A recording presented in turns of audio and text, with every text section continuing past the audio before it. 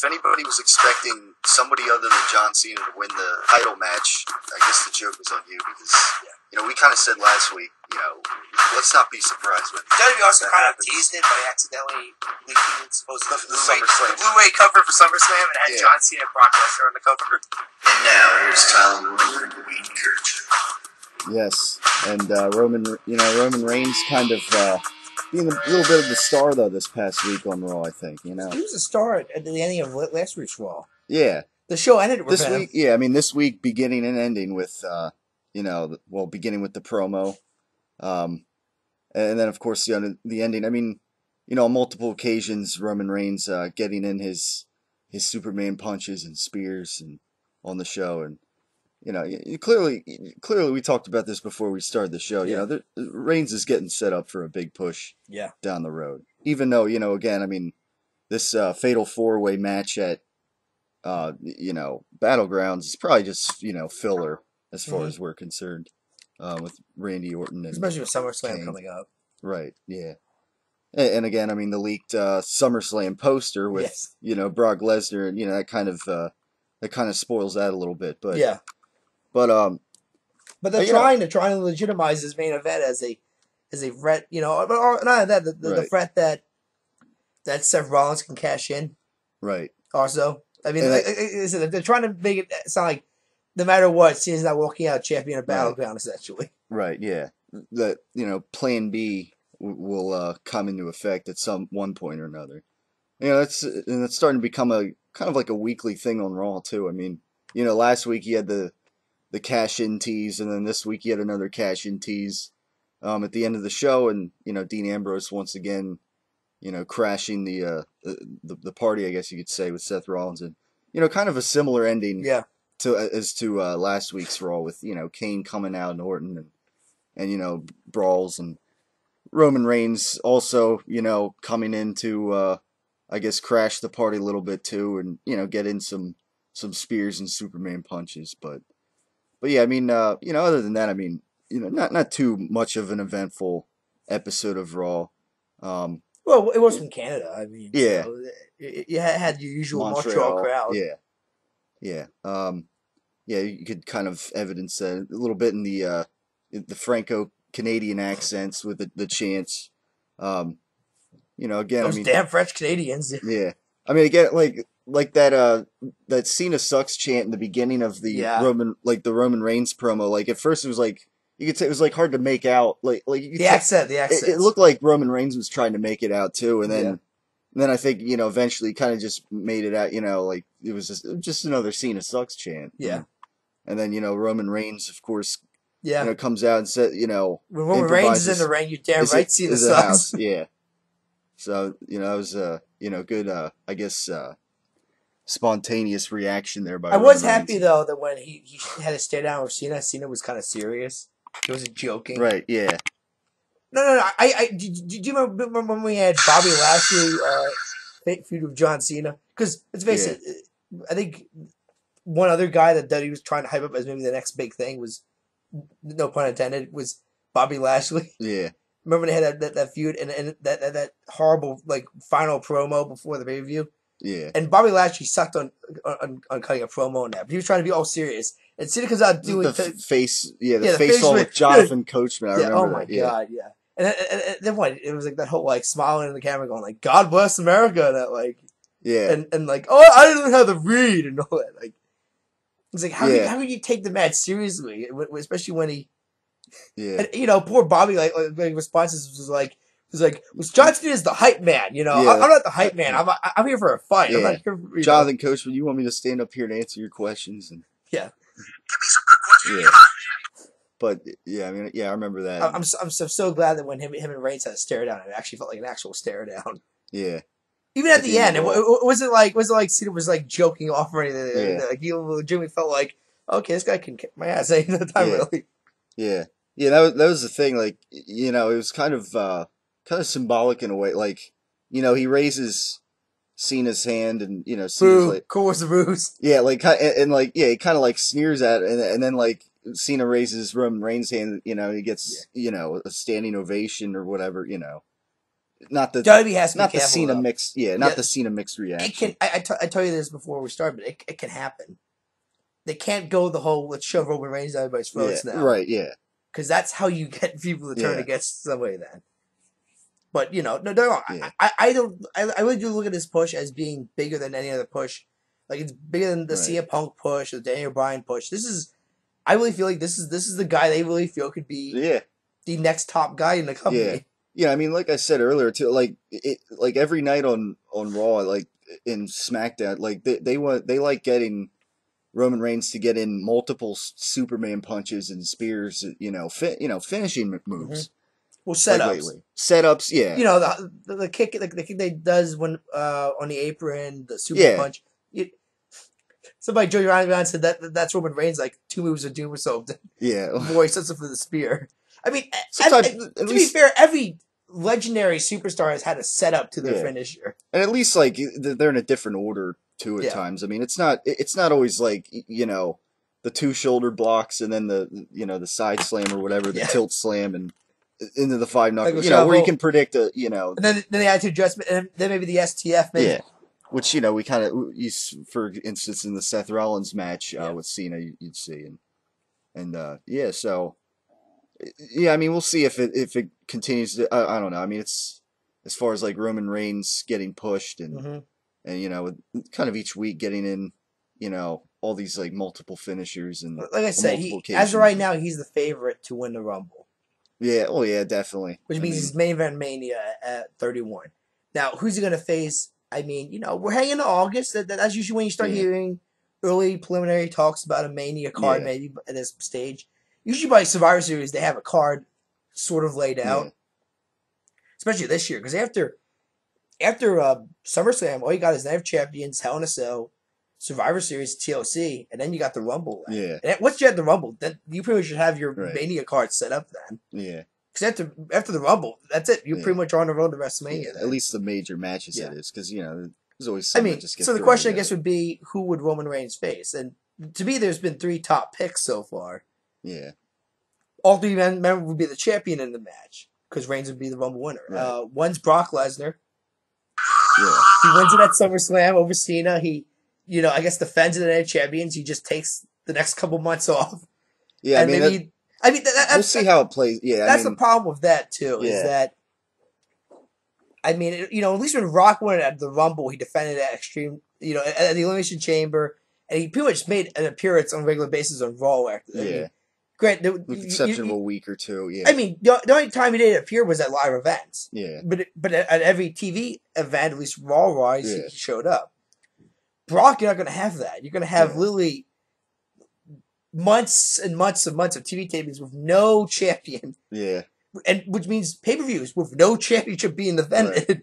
Yeah. So, will WWE do that? I mean, there's some people can make the argument, what's the network? They're already technically losing money already on these pay-per-views by charging them so cheap on the network. Does anybody really care about all these other B-level pay-per-views after SummerSlam? Is it really just till the Rumble shows up, that's when people start caring again? So, does it even matter if the title was defended or not on these B-level shows or not? I mean, that's really up to the company as far as financially.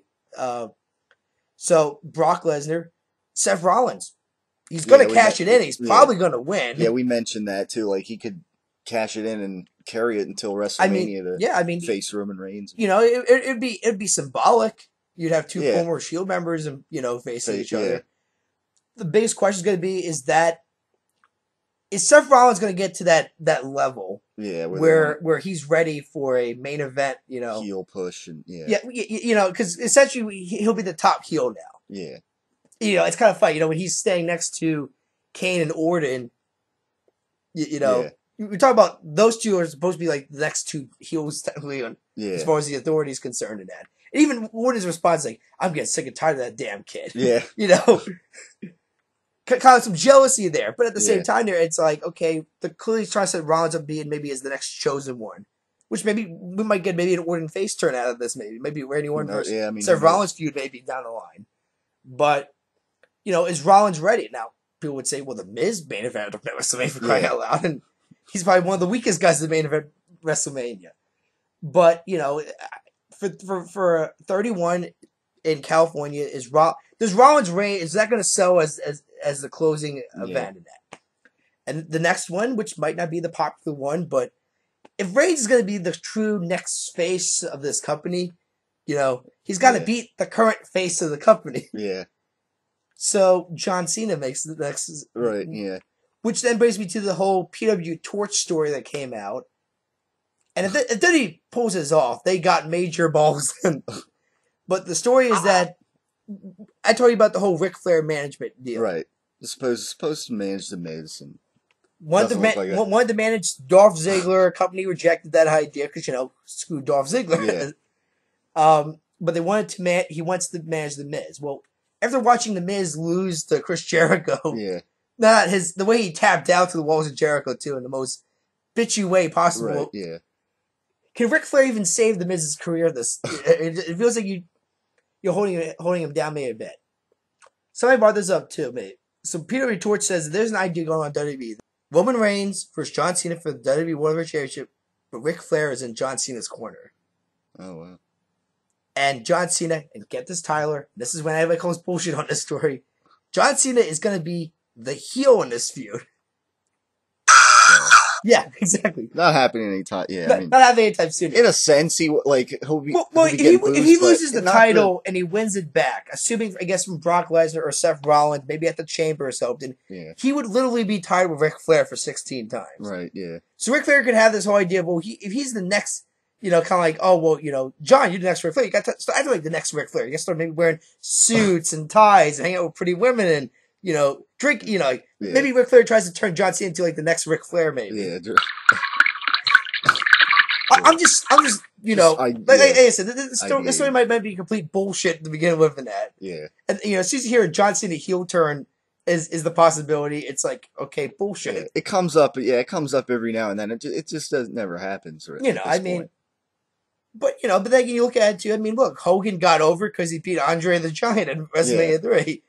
And they turned Andre heel, which people thought was just impossible to do. The guy was too over as a babyface, but they pulled it off. So I don't know. I mean, John Cena said in constant news it's never going to happen. Even if he's not ever going to be the face of the company anymore, he's not turning heel. Yeah. And his reason is because he's involved with too many organizations. Yeah, and Make-A-Wish in that. He's afraid that if he turns heel, much merchandise. It's gonna hamper his relationship with those organizations though. And those organizations really do appreciate John being like kind of a sponsor in a way, or being a spokesperson. Yeah. Kind of. So it's that, and there'd have to be plenty of other babyface guys selling merchandise. Yeah. In his place, I guess. Yeah, I mean, to happen too. It's not to mention they would have to the kids who are deeply John Cena fans. Yeah. Besides maybe ripping up their Cena shirts, just like Hulk Hogan fans did when Hulk Hogan turned heel into an NWO and X. Everybody said that too. Well, if John Cena ever turned heel, it would be of that same magnitude of Hulk Hogan's heel turn. Because the ultimate babyface turns heel finally. He joins the evil NWO finally. I mean, the problem's going to be is, will those kids turn off wrestling? Are they going to stop watching wrestling for the rest of their life now? Or are they going to embrace a new babyface then right away? I mean, tough to predict the mind of a 5-year-old sometimes. Yeah. But no, but that's probably my 3 most popular picks. Yeah. For as far as who Reigns would main event against. Yeah. If it's not any of those guys, and Reigns isn't even main event period, this must be a very slow build up then. Yeah. But like I said, I mean that would be my 3 picks for Reigns the face in the main event for 31. Yeah. Yeah, that seems to make sense. To me, John Cena makes the most sense. Whether he's a heel or face, he makes the most sense anyway. Yeah. Not to mention Reigns beating him would be huge. Would be huge for the guy. Yeah. Just go back to when Roman Reigns is in the house. You're damn right, Cena sucks. That would come back to mind. But yeah, and like I don't even know how. Like I don't even think we even mentioned this last week. But with this Fatal 4-Way match too, at Battleground, basically the pay-per-view after that is SummerSlam. Reigns still won't have. Would not have had that one-on-one match with Randy Orton, and he was supposed to, supposedly face Triple H. Yeah, but he did. I'm wondering. He did beat him clean though at a live event. At all, yeah. So. But yeah, I'm one, as far as like the pay-per-view, like, I'm wondering like if Reigns and Orton, going forward here, if that's the plan for him at SummerSlam, or if it's, Or they're just gonna go straight to if the Triple H. yeah. And when you look at I it, wonder it's how they'll gonna do go. that. Reigns is gonna go through Triple H at one point. Yeah, at some point, maybe And at now, another like I pay-per-view. said, I don't know how long the feud's gonna last. I don't know if it's gonna be set up like the whole Batista feud with Triple H, where Triple H keeps losing the matches, and finally just says, "I can't beat this guy." Yeah. Because everybody always talks about how Triple H buried people. That whole Batista feud, where Triple H actually lost 3 straight main events to the same guy, kind of unheard of back in 2005 in that. Yeah. But that showed you. But it really put Batista over then, because it's like, oh man, this guy beat the game not just once, twice, 3 times. Yeah. And the final was at Hell in a Cell, where the guy's got like a win, like an unbeatable record at Hell in a Cell, Triple H. Yeah. So, I mean, like I said, SummerSlam maybe this is the first match. Maybe you do a Night of Champions, then you keep going then. But imagine if Reigns wins every matchup then. Maybe Triple H just gets to the point where it's like, I can't beat this guy. Yeah. And maybe that's when they kind of move on from the Shield. And maybe, like I said, maybe that's when you have the infighting in the Authority then. Yeah. And that's like the Shield, and that's the Authority's next, game plan in that. Yeah. Now we were also talking before we started the show too about the Randy Orton beating Dean Ambrose clean. And some people I know are not going to like that. That Ambrose lost clean to Orton this past Monday on Raw. But we were kind of mentioning how Orton kind of has been lost in the shuffle, but he needs a win to get back in it. And it's not it's not gonna totally hamper Ambrose's career anyhow. I mean it's shocking to have a veteran go over this young guy that the company. Keep in mind, he's not getting the Reigns push, and he's not getting the Rollins push. Yeah, like I said, he's the third wheel of the Shield. If he's lucky, he'll be the final guy getting a world title at one point. Yeah, but I think inevitably he will at some point. Or like I said, or the face facts talk. He might never get a world title. Maybe at the Shield. He might get lost in the shuffle. It might happen. I mean, it'll be hard to. Yeah. The way with Ambrose's character and his. Promos. Obviously you can throw in that Ambrose can. That could be added to his character and he's the only guy that Shield could win the big one. Yeah, and then eventually, eventually then he gets it done. Maybe I don't know, but yeah, I mean, and then later on, I mean, you kind of quickly forget that when the loss when. He crashes the party. Seth Rollins trying to cash in again, and then it doesn't happen. Of course, the Triple H and Stephanie McMahon, were supposedly on vacation or something. I mean, so I don't know who the hell was in charge. Who's in charge? Yeah, who the hell was in charge? Raw? I have no idea. Yeah, no Vicky Guerrero. There's no GM. Who the hell Brad Maddox. Yeah, Brad Maddox is done. I mean, I guess you could say Orton, Kane, and Rollins might be running the show. Maybe to the degree. Yeah. Maybe the Authority placed them in charge. There. Yeah, because if you think about it, I mean, it would have been a perfect night for like all kinds of crap to go down, and chaos. But I mean, I don't know if you want to count the part at the end, but that was not too much different from last week on Raw anyway. No, and like I said, this is not going to be the end of the whole Rollins cash-in teases. We're going to have a few more weeks of this before I think the actual cash-in happens, and I'm assuming he's going to win the championship. I don't see a boy in Sandow on Rollins. Yeah. I mean, especially when you look at where Sandow's happening in a span of 1 year. Yeah, speaking of Sandow, they advertised, Bret Hart's coming back, and it seems like the only reason Bret Hart was, really there was to say, if I was going to come back and have one more match, I'd rather do it here. And then Sandow comes out his home country impersonating, It comes out impersonating and then, hard.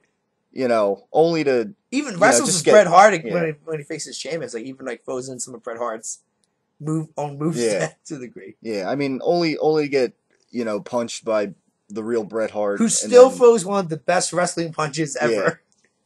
Yeah, but I mean other than that, I mean it's a shame with Sandow. Again, I mean we'd love to know what this guy did to be in this. Nothing's spot, leaked out yet. That's the thing. It's not like any other past guys have been in the doghouse where it's like, oh well, Swagger got pulled over for marijuana. Yeah. At one point. I mean, there's really nothing online that says that this guy, did something to piss somebody off. Yeah. Ziggler, it was, he talked too much smack about Randy Orton on one interview. Yeah. I think he was in character when he did that, when he was talking smack, supposedly. I don't know. The other thing with Ziggler not getting pushed is because the company think he's too injury prone. Yeah, I mean, he had the concussion when he was world champion. Yeah. I don't know. I mean, he takes a lot of wicked spots. They Yeah. don't know if that's if it'd be safe enough to have a world title around his waist. Yeah. What they're essentially saying. I mean, if that's your excuse, then I guess Wade Barrett's never getting a world title then, because this guy's like born to get injured every time. It feels like. Yeah. So whenever it seems like he's building momentum. Yeah. Yeah. Yeah. So that's a shame. But yeah, with Sandow, I mean, that's a shame. I mean, but like I said, I don't know who he pissed off backstage. Yeah. I don't know. I mean, There's been no story leaked out at all. Like nothing. Yeah. No one knows what happened. There's some people saying, no, Houston, this is all part of this secret push they're gonna have behind this guy here and that. It's like he's losing every match. Yeah. The Khali one was an outright bury. I mean, he only took one move from Khali and lost the match. Yeah. It wasn't even a match. He took one move from Khali and that was it. Yeah. And then like what on SmackDown I think he impersonated Bruce Springsteen or something. And then I mean, like I said, I think like I said suggested last week. I mean, if they he hasn't been babyface yet since joining the company a couple years ago. It'd be interesting if they turned him. How would he be a bit? If he impersonate and then he his only impersonated babyface, his only shot at being a babyface is that he kind of, I don't want to say goes full on CM Punk, but goes like the whole nobody in the back's gonna push me, so I'm just gonna say what the hell I want to say on the microphone, essentially. Yeah. I mean, or if he started impersonating, the authority or so, I don't know. Well, he did impersonate Vince McMahon at one point. But before this all happened, Tyler, he cut a promo they were saying about how, all the guys in all the creative people in the back want to start wearing stupid outfits and that to the ring and that. But I'm not gonna do it, damn it. Yeah. And also next week he's starting to wear all these stupid outfits. So did he give in to their demands, or is he just is he oh my god, I lost the word. Is he just messing around with the crowd pretty much? Yeah. Yeah, is he saying yeah, I'm wearing all these costumes here because that's what they want me to wear and that. Yeah. But I know deep down that I'm better than these costumes. Yeah. I don't know. There's some people saying, oh no, this is all part of a secret plan, secret push for Sandow. Yeah. I don't see it. This is burial at its finest. Yeah. Yeah, I don't know. I mean, Listen, the day he gets his pink slip, I hope he gets interviewed by whether it's Chris Jericho or Stone Steve Austin. And I hope the question is, what the hell did you say backstage that made people hate you so much? Yeah. Yeah, you know what? There's been a rumor that soon they might cut more talent for, kind of make up for They're gonna lose money with the network. They're gonna lose money with the network, and it's of course, this past week, I mean, you kind of saw how all right, this week we're gonna have the WWE Network kind of for free on WWE.com. You don't even need to use a credit card this week. It's so then people it's like the initial maybe people they're trying to get that number up there. Right, Tyler, here's an interesting stat. I'm surprised WWE does not throw this up when they do that horrible, hey, here's the numbers deal segment. Yeah. The WWE app, which you can download for free, supposedly has over 10 million downloads. Yeah. As in 10 million wrestling fans have downloaded this stupid app because it's for free. They can't even get 1 million subscribers for the network. Yeah. So it goes to this whole, I think it was,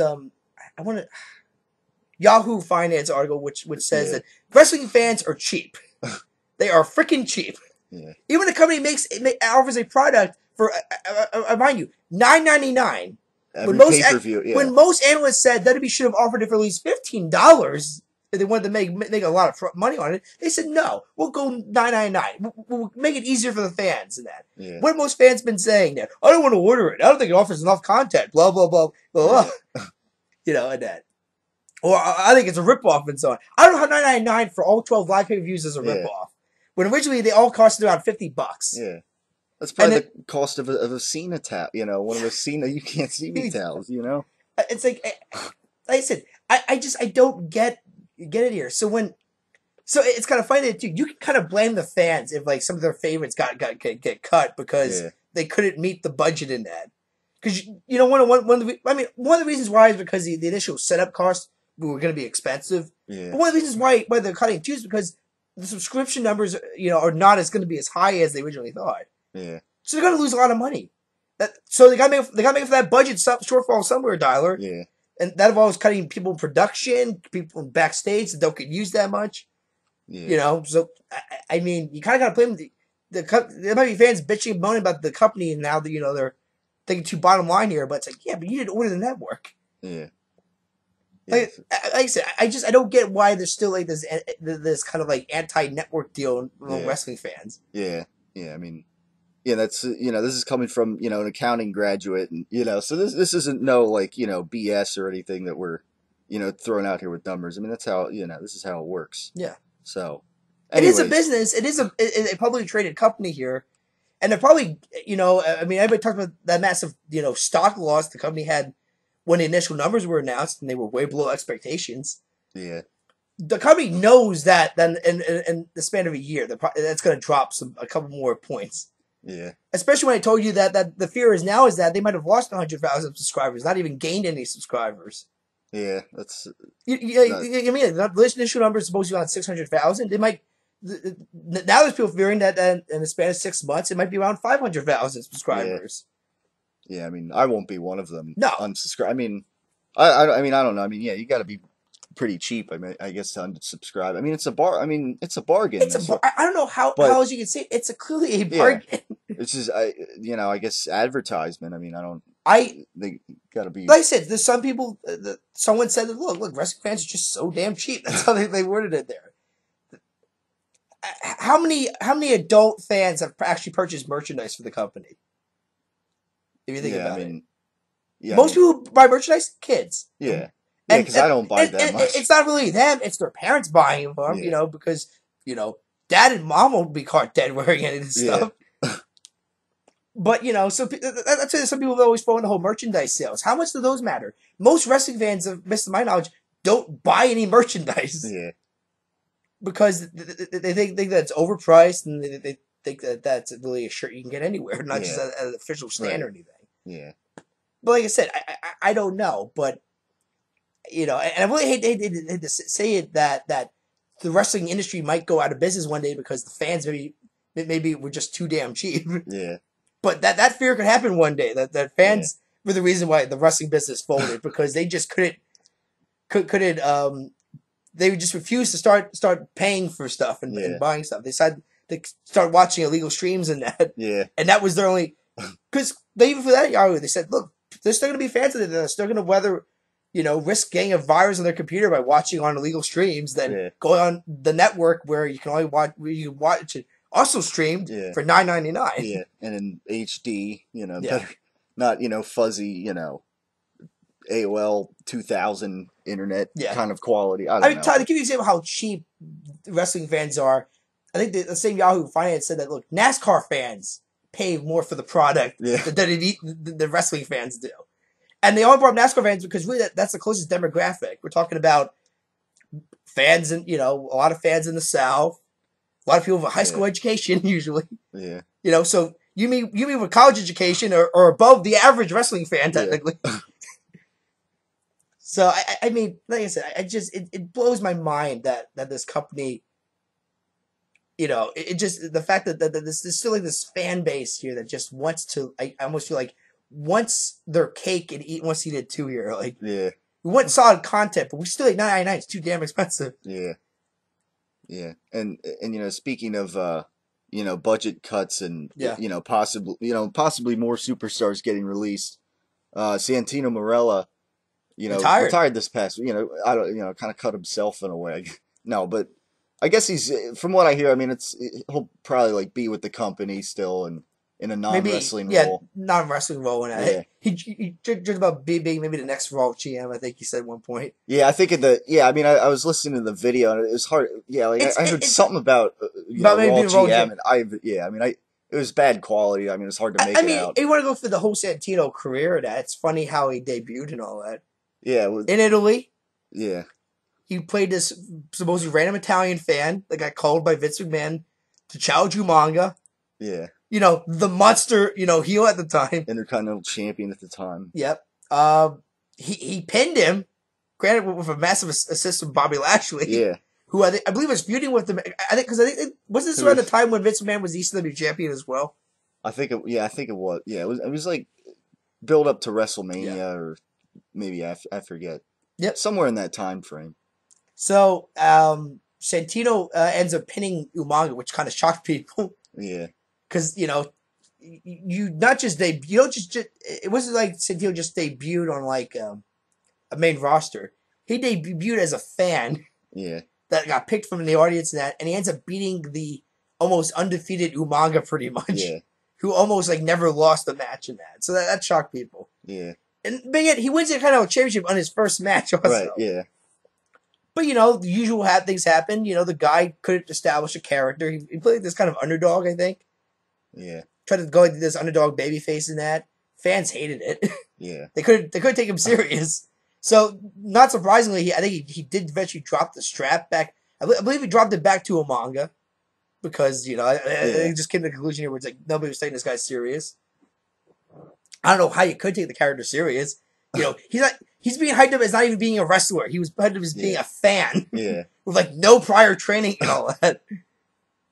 But I believe it was like this I don't know, it was during 2007. They turned him heel, I believe, but kind of like a comedy heel. Yeah. But it was 2007, so there was a lot of injuries in the company around the time, so they had like a very weak roster. I would say even weaker than what they have today. Yeah. But it was like I think it was like some date night show they did on Raw. I forget what it was, but I think it featured like William Regal and other talent as well. Something like that. Yeah. And every time they got to Santino, he threw out all these like zingers and one-liners, and the crowd was laughing their asses off. Yeah. I believe that's when the company said, "Hey, I think we got a winner here with this guy finally. This guy finally has this character." And I remember, I think it was hitting on Maria. Yeah. And that was kind of his character too. I also happened. I mean, he did that whole Beth Phoenix kind of weird team where Beth was like the heavy of the group, surprisingly, in that, and they ended up winning the kind of women's championship together. And like I said, he pretty much became a glorified comedy character. But there were some moments. I don't know. There was that one time on Raw where he had this shining moment there where he's I think it was the Christmas edition of Raw. And Santino was gonna say, I think he was from Toronto, and he said that he was gonna, tell all the kids a secret that no parents are gonna tell them. And it was like, Santa isn't real in that. And I think that's what John Cena showed and said, you weren't gonna tell kids Santa's not real. Yeah. And I believe that at the time Santino's like whole accent was that he would mispronounce the guy's name. So I think he said like, "Oh, John Cena," but he said like a funny name in that, and even John Cena like cracked up because he couldn't believe that like when Santino just called him or something. And actually that was funny because that was the night I think Trish Stratus came back for like one night too. But no, I mean, just with Santino's career, I mean, it was funny how he debuted and how he pretty much turned to this glorified comedy character. Yeah. I mean, to me, maybe his closest moment to a main event spot was he almost won the Royal Rumble that one year. Yeah. He was the final guy eliminated from Alberto Del Rio. Yeah. I mean, but no, I mean, looking back at his career, I mean, it's kind of like a massive up and down. Yeah. Yeah, I wonder if they'll have him like actually do like a retirement speech or of some sort. Like, well, I don't know. Well, he kind of did, Tyler. I mean, it was. I mean, like he said he was from Toronto. That's why he wanted to say the speech in Toronto because he is a native of Toronto. It's kind of funny watching a guy who's playing an Italian character and he's actually Canadian, all and so on. But I mean, but no, I mean, to me, all he gave is that was his retirement speech. Yeah. He wasn't going to get a send off on Raw, I don't believe, because his character I think started getting so pointless to a degree. Yeah, I mean, especially that last segment with like Adam Rose promoting like was it some iced tea or something beverage? Twisted Tea. Twisted Tea. Was that on product last placement week or yeah? It was last week. SmackDown or something. Yeah. And it's an actual product too, because I remember they showed like a Twisted Tea commercial later on the show as well. So it was clearly product placement by WWE. Yeah. It's no different than watching the network. And what was it? Money in the Bank was sponsored by Kickstarter, aka Mountain Dew. Died Mountain Dew nonetheless. And what the commentators have the whole time. Died Mountain Dew in front of their, freaking commentator booth the whole time there. So, WWE clearly is a big fan of product placement now. Yeah. As a way of getting sponsors to sponsor the show. Yeah. Yeah. I think it could have been funny, though, like, when Santino's announcing his retirement, maybe sending off thank yous. Maybe you could say, I want to thank, TNA World Champion Bobby Lashley for, kind of giving me the, that would have been a lot ironic, I thought. But yeah, I mean, so yeah, Santino Marella, for what it's worth, not going to be wrestling anymore. No. In recent years, it's kind of just been, he hasn't really had any major put, Like I said, the last time he was kind of relevant was that whole Beth Phoenix team up, I think. Yeah, that was the last time, to my knowledge, he held a title. Or I should say, the Vladimir Kozlov stuff was actually kind of entertaining, too. Yeah. Because I believe they actually won the tag team belts at one point. Yeah. A while ago. I thought it was comedic because Vladimir Kozlov had like this monster push at one point. Yeah. Once again, playing evil Russian nonetheless. Yeah, he kind of had like a Rusev like push. Problem was his wrestling skills were just so bad. Yeah. But Santino found a way to make him kind of a comedy character, but he still was kind of played up as this like, tough guy in a way. So yeah. Yeah, and speaking of like Rusev, now it's kind of like we have like two feuds going on with USA versus Russia or Switzerland. Now that kind of Big E was coming out to aid Kofi Kingston against Cesaro. Yeah. Yeah, who's Swiss? Yeah. You said Swiss, and I thought you said like Sweden in that. I meant Switzerland. Yeah, Switzerland. Yeah. Switzerland. Yeah. Kind of like two, of course, Jack Swagger and. Who was not in Canada, by the way. Yeah, he was not. Which makes sense, because I don't think the Canadians give two shits they're not about a massive pro-American wrestler in that. Yeah. So, but on SmackDown, they had a but nice, at the same time, I don't think Canadians gave a crap about the whole Lana Russian, well, the pro-Russian gimmick. Because I think Canada clearly knows this is clearly just a WWE, the Russia-USA feud. Yeah, right. Canada has nothing to do with this feud. Right, yeah. So, but like on SmackDown last week, they had another kind of good exchange of words again. Big E kind of like being like a bit of a preacher in a sense lately. I don't know. I think I don't know. He sounds almost like a sergeant from like the military. Yeah. So, but yeah, preachers one too. Yeah, Aaron Rift. What did he said? Martin Luther King Jr. and suggest kind of like I have a dream. It's been fun, yeah. Like I don't know the way he does his like almost like half singing and Like I said, I remember when somebody brought the whole Nation of Domination kind of reunion. Maybe could this be the start of that? Yeah, I mean, Kofi did just beat Cesaro not once but twice. Yeah, and then Cesaro trying to beat him down. Granted, Cesaro, Kofi's still kind of the weak guy here. Right, It's not viewed as a legitimate win; it's viewed as an upset. But still, could this be the massive Kofi push everybody's been waiting for so long? Yeah. You got Big E, you get R-Truth, you got Xavier Woods, Kofi, you formed a new Nation of Domination, maybe. Yeah. They leave that African American wrestlers not getting an opportunity, maybe. Because that's really what the Nation of Domination gimmick was, pretty much. Especially when the whole Rock and Farouk took over and that. It was pretty much this group of African Americans and Owen Hart, the lone white Canadian, which is kind of the comedy aspect of it. But wrestlers who they were getting a fair shot because of race and in Owen Hart's case of being Canadian. And I think also being Bret Hart's brother. But so it can work, I think. I think it can still work. It's going to be pushing a lot of buttons, but how this is a company that once again wants to apparently reenact the Cold War. Yeah. Even though Russia is supposedly like trying to settle this whole Ukraine feud and that and coming down here. And WWE's still acting like, oh, this is Cold War 2.0 and that. Yeah. It feels like this is turning into the whole Sergeant Slaughter is Saddam Hussein's best buddy and the Iraqi sympathizer and so on. Yeah. But I don't know. Honestly, like I said, Rusev beats Rob Van Dam, which I think is a pretty impressive win. I know there's some people who are joking about it. Yeah, what does it matter? Rob Van Dam has been on a massive losing streak since he's come back. Yeah.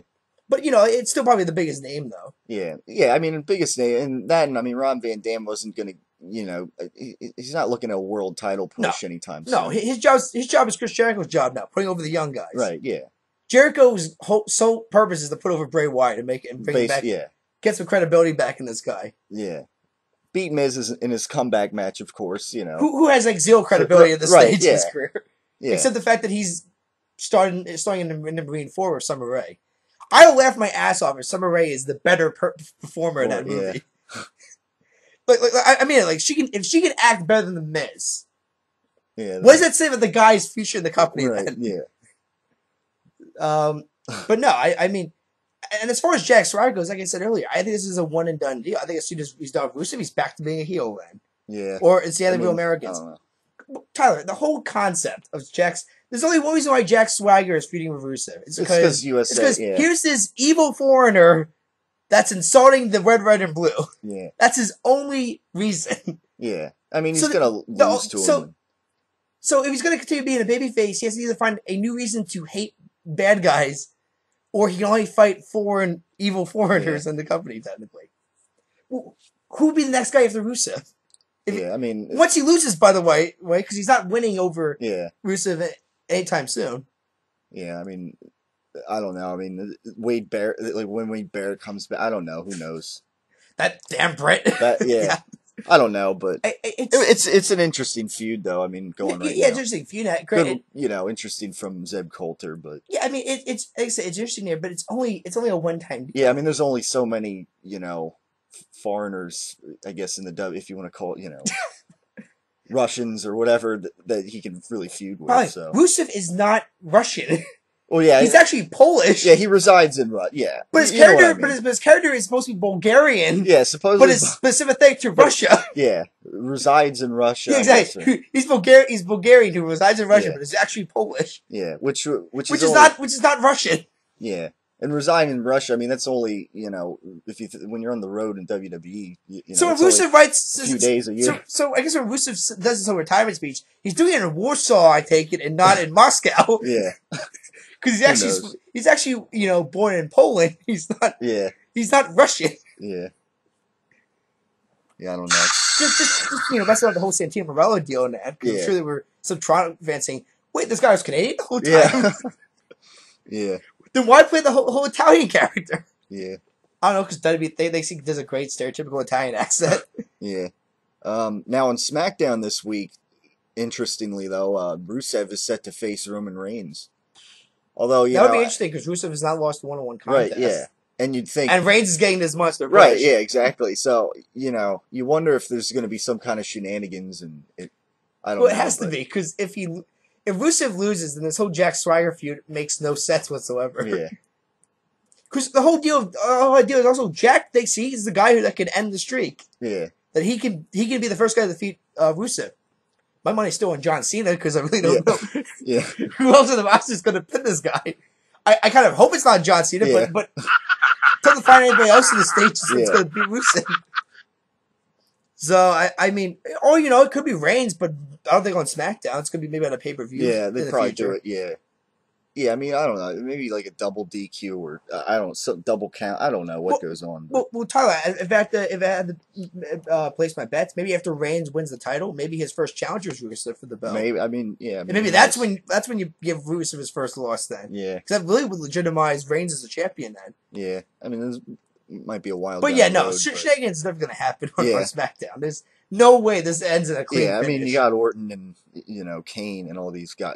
I mean, if it's going to happen, you can say that Reigns will lose, but only because somebody interfered like maybe Kane came out and interfered, and the ref is knocked out, and Rusev. That's how Rusev won. So I mean, yeah, Reigns lost, but it wasn't like he lost clean or anything. Like it's not because Kane or Orton helped out or something. Yeah. So I mean, there's really only so much you can do. Yeah. Yeah, and then of course, the other guy with the winning streak, Bo Dallas, kind of getting the bathroom break spot though this week. I don't care. But how hilarious was that spot with Torino after he won the match? Yeah. I'm serious. This guy is the next Santino Marella. Yeah. I mean, what from the whole Butterfingers with the microphone against Tyson O'Neill to running over El Torito. I laughed my ass off when I saw that. Yeah. It was done so perfectly. The poor little guy's just like, oh, I hurt myself, and all of a sudden here comes Bo running on the ring. Yeah. They not to see him and just plowing him over. Yeah. Yeah. I mean, what if eventually they put Bo Dallas's winning streak up against Rusev's winning streak? You know, you just gotta believe, Tyler. Yeah, I mean that could be interesting. I mean, eventually. Well, Adam Rose's winning streak too, because he's still undefeated. Yeah, I mean his is like what 3-0. I don't know what. No. I mean, it's up there. It's not against, I think, legitimate competitors like Bo Dallas. I mean, obviously, legitimate as in he beat one half of Los Matadores and their bull now. Yeah.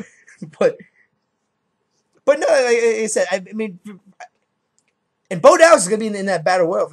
And like I said, my favorite to win the battle royal is Bo Dallas. Yeah, I mean, I don't know who else yet. They've been pushing Cesaro and Big E. I don't think those two guys need the belt. Yeah. I mean, they kind of. I think Big E had a shot. I think Cesaro doesn't need the belt. I think he's too good for the belt right now. Yeah, right. Yeah. I think Kohen concentration will hurt him, not help him. Kofi's won it way too many damn times in his career.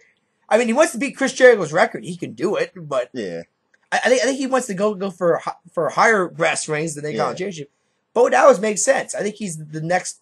You have a decent reign, decent length ring. Like I said, he's not a main eventer yet, but I think the whole character is getting over. Yeah. It's doing way better than the Adam Rose character. Yeah, yeah. And in fact, if I had to place my money, Adam Rose's first loss will be against Bo Dallas. I'm calling it right now. Yeah. Adam Rose's first loss on television will be against Bo Dallas. Lock it down then. Kind of just to say that, okay, here's the guy we're pushing more than this guy. Yeah. This guy's getting more over than this guy is. Yeah.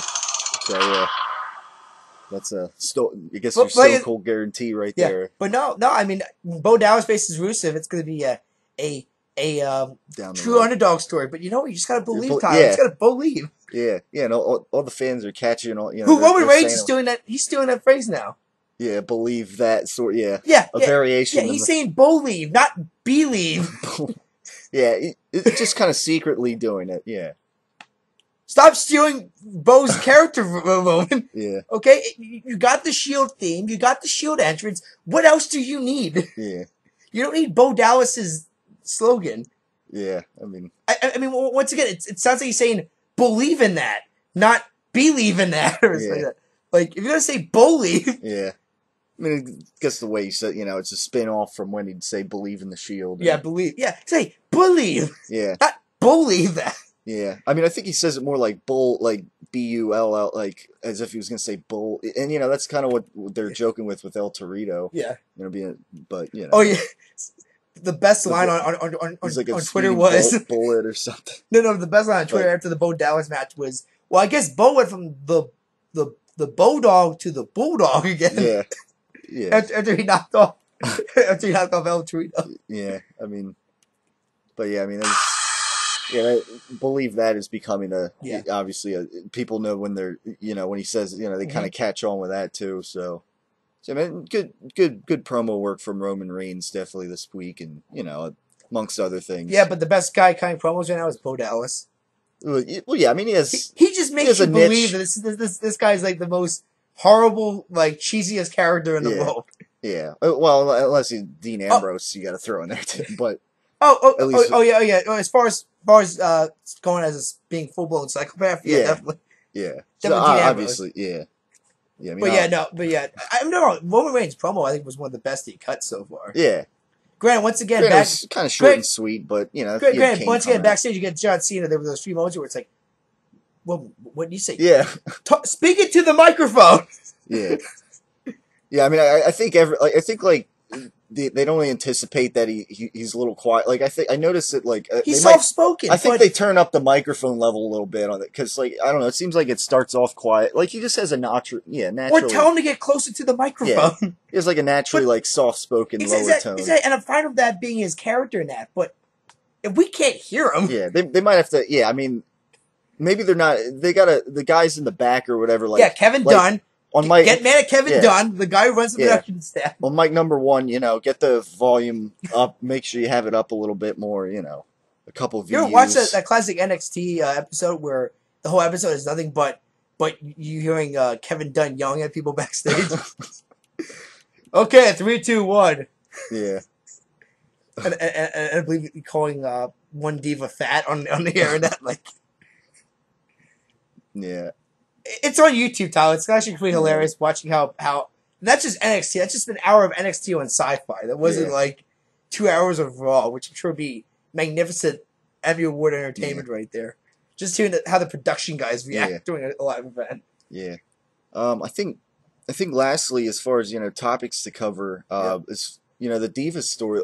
With Paige, I guess supposedly right now, kind of being a good sport towards AJ and AJ Lee. I guess that they call her, but I don't know. What are your thoughts on that? I'm waiting. I'm just waiting for like one of these for her to just fake it. Just but by the way, no CM Punk wasn't. chance. There were no CM Punk chance tonight. Yeah. When AJ came out. Yeah, so that's good. Yeah, that's good. Good and all, but I mean, it has the possibility of being a great feud. I mean, it could. I mean, like I said, maybe Paige tries to pull crazy now. Maybe AJ's not the crazy one. Maybe Paige is trying to be the crazy one. Yeah. It's kind of funny how that feud is overshadowing the Funkadactyls breakup. Yeah, the Funkadactyls. Yeah.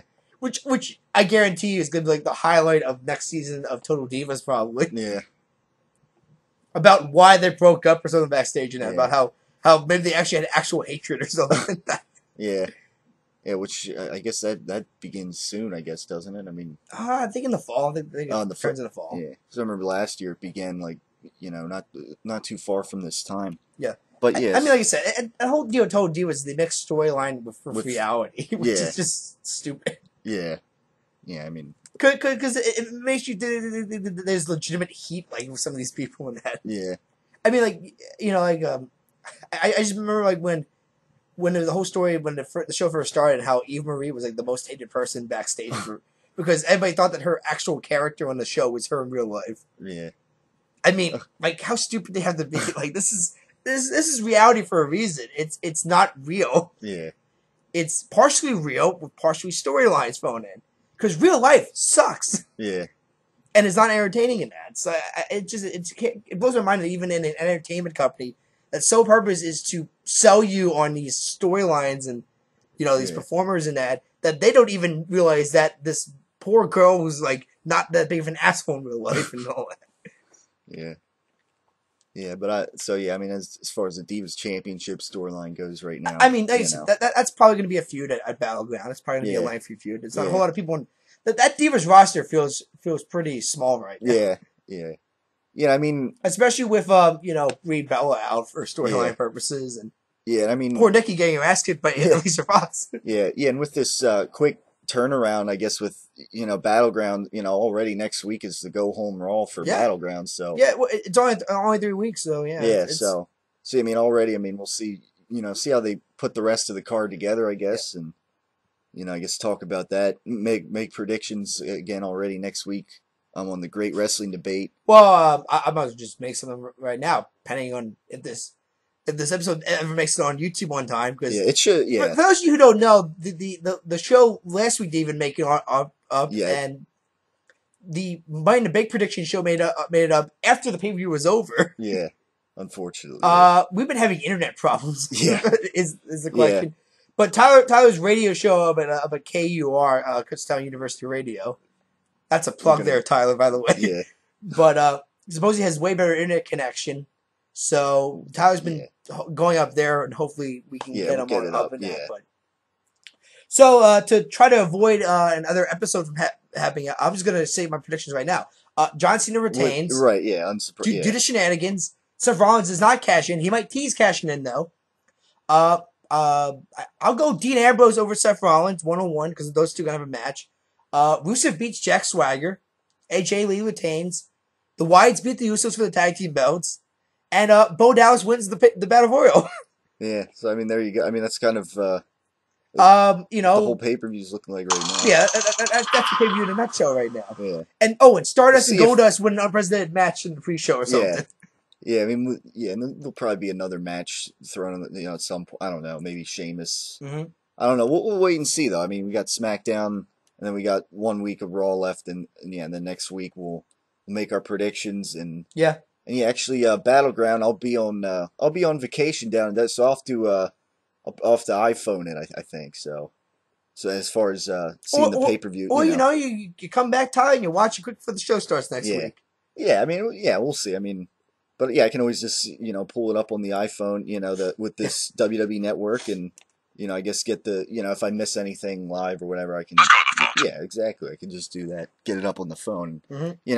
$9.99. We're kind of advertising it here as we were It's earlier a in the show. bargain. Yeah, I mean it is For what they're offering. I mean, they just added all of their Saturday Night main events from 1987 now. Yeah.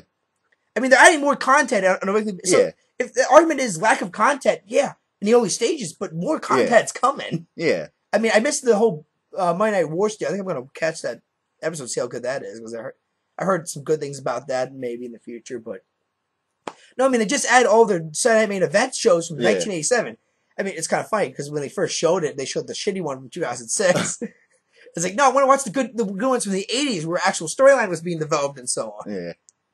But no, I mean, I really don't know why there's some people. Yeah. There's like this hatred towards this network now. Yeah. Of like, oh, this needs to fail because we want to see Vince McMahon lose a shitload of money. I don't think employing the company is the way to get your weight. Yeah.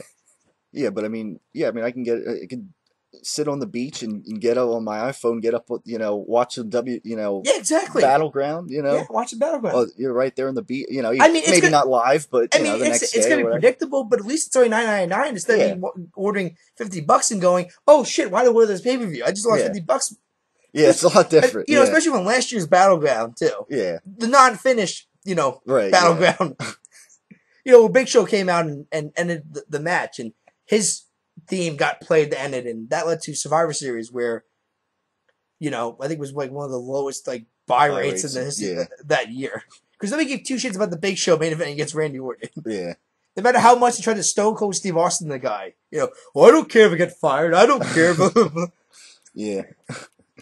Yeah, so. Driving a freaking big rig to the ring in that too. I think. Yeah. The guy was Stone Cold Steve Austin in a way. Only thing that was missing was him chugging beers at the end of the Raw. Yeah. So yeah. Well, but next week we'll talk about preview Battleground. I guess whatever's added to it, whatever happens on Raw, probably and SmackDown, which is just either way, Tyler. Whatever you watch on SmackDown, you're gonna see on Raw. Yeah. I mean, SmackDown. I mean, somebody actually asked a Solomon Monster, why do you not review SmackDown shows? He says, because I can just watch the same matches on Raw the following week. Dean Ambrose and Randy Orton. Yeah.